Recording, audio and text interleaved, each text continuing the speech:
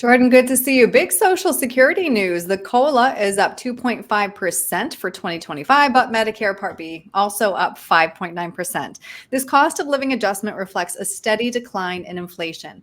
This 2.5% increase means that most retirees will see about an extra $50 in their statement in January. Does this COLA affect when we should be claiming our benefits? That's a great question. 2.5 seems like not a big increase, but 2 years ago it was over 8%. And some people thought, oh, it's 8%. I got to claim now so I don't miss it. The Mm-hmm. cost of living adjustment is on top of that kind of almost 8% compounding benefit for when you delay Social Security. So you don't want to base your decision to file Social Security based on the COLA numbers. But every year there's a cost of living adjustment. Plus, when you delay, if you're not turning on Social Security, you get about an 8% bump up in those benefits. But for many people, you don't always wait to 70. Yeah, you get the biggest paycheck, but our goal for our clients is to get the biggest pile of money, but do not let the COLA affect your final decision when it comes to Social Security and income planning. Yeah, very good advice. Meanwhile, the 2025 Medicare Part B premium is projected to be $185 a month. That's up from $174.70. This premium usually comes straight out of your Social Security check. So how do we prepare for that change?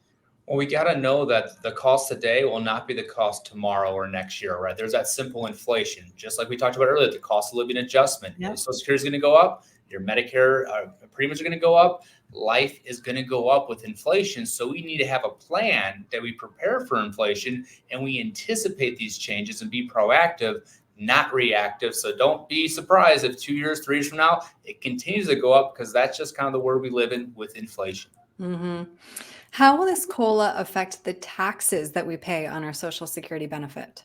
Yeah, so the good news is we have more income from Social Security if we get that increased cost of living adjustment. The bad news is we have more income from Social Security, so we might pay even more taxes. So we see this chart, it's a very overall pretty low threshold that anything over 44,000 for a married couple, and for singles anything over 34,000, 85% of your Social Security can be taxable.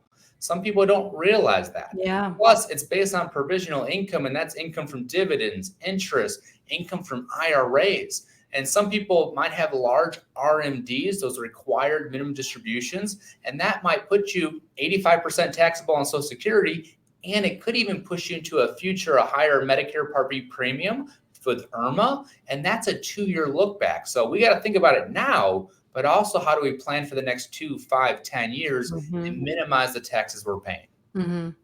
Jordan, listen to these stats. 75% of people 50 plus worry Social Security will run out in their lifetime. And 61% say it is a major source of their retirement income. How do we prepare for the inevitable changes that are going to happen to keep the program solvent?